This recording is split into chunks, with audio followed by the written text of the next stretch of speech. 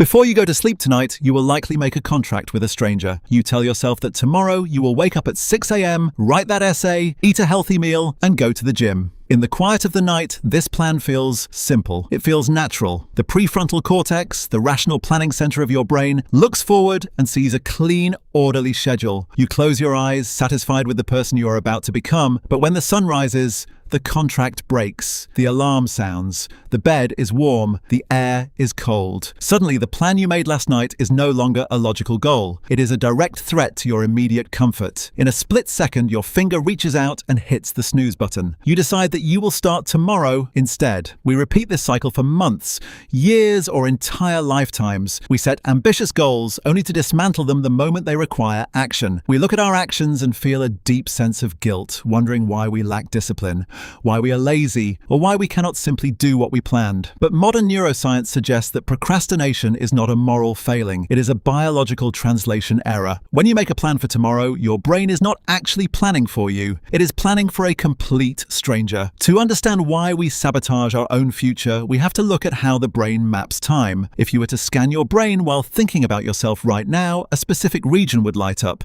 the ventromedial prefrontal cortex. This area is heavily involved in self-referential thought. It is the physical seat of your identity. It lights up when you think about your favorite food, your childhood memories, or how you feel at this exact moment. Now imagine scanning your brain while thinking about a historical figure, like Napoleon or a random person you saw on the street. When you think about a stranger, the activity in your ventromedial prefrontal cortex drops off significantly. Your brain classifies them as other. Here is the anomaly. When researchers scan the brains of people thinking about themselves 10 years in the future, something strange happens. For many of us, the brain's activity pattern is identical to when we think about Napoleon. Our brain does not register our future self as me. It registers our future self as a stranger. This is the psychological phenomenon known as the future self empathy gap.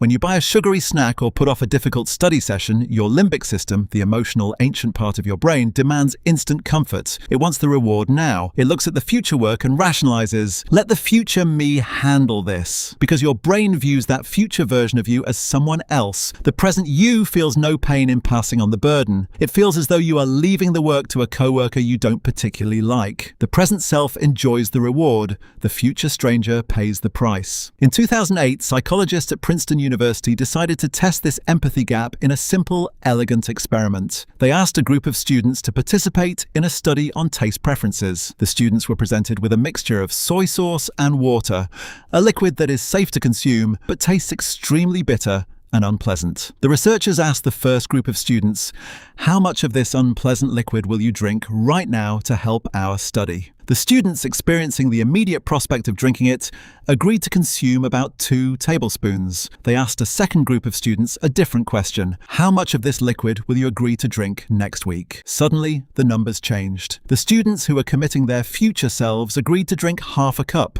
more than 4 times the amount of the present group. But the most telling part of the study occurred when they asked a third group, how much of this liquid should a classmate drink next week? The amount they volunteered for their classmate was identical to the amount they volunteered for their own future self. When we commit our future self to work, we make that decision with the exact same lack of empathy that we show toward a stranger. This neural mismatch is compounded by an economic behavior called hyperbolic discounting. In behavioral economics, discounting refers to how we value rewards over time. In a rational world, we would discount value linearly.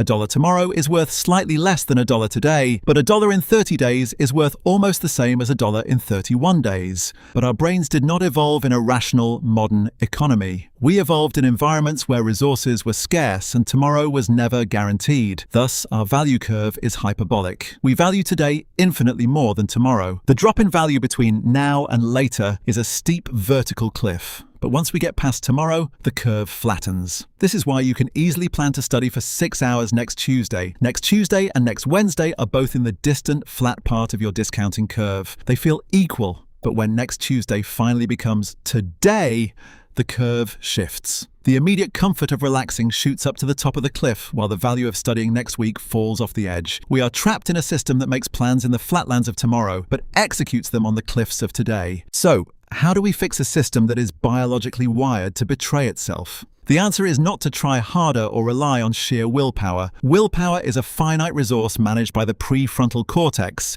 and it is easily depleted by stress, hunger, or fatigue. Instead, we must close the empathy gap and restructure our environments. First, we must build empathy with our future self. In studies conducted by Dr. Hal Hershfield, participants who interacted with age-progressed digital avatars of themselves before making financial decisions chose to save more than double the amount of those who did not. While you may not have virtual reality avatars, you can use simple visualization. Before you snooze your alarm or delay a project, pause and picture your future self tomorrow morning. Imagine their stress, their exhaustion, and the pressure they will feel. Make their discomfort real to your present brain. Second, we must utilize pre-commitment contracts. Since we know our limbic system will hijack our choices when they become today, we must make the wrong choice impossible beforehand. Lock yourself in. Schedule study sessions with friends who will hold you accountable. Use app blockers that automatically lock your devices at 10 p.m. Set up automated bank transfers that move your savings before you have a chance to spend them. Remove the decision entirely. Finally, practice temptation bundling. If a long-term goal requires present discomfort, bundle it with an immediate reward that you only allow yourself during that task. If you struggle to exercise, find an audio essay or podcast you love and make a rule. You are only allowed to listen to it while walking or running. By anchoring the long-term goal to an immediate limbic reward, you flatten the hyperbolic curve. Procrastination is not a sign of a broken character. It is simply the limbic system winning a game it was evolved to play. By recognizing that tomorrow's self is a person who deserves your kindness, you can stop planning for a stranger and start building for yourself.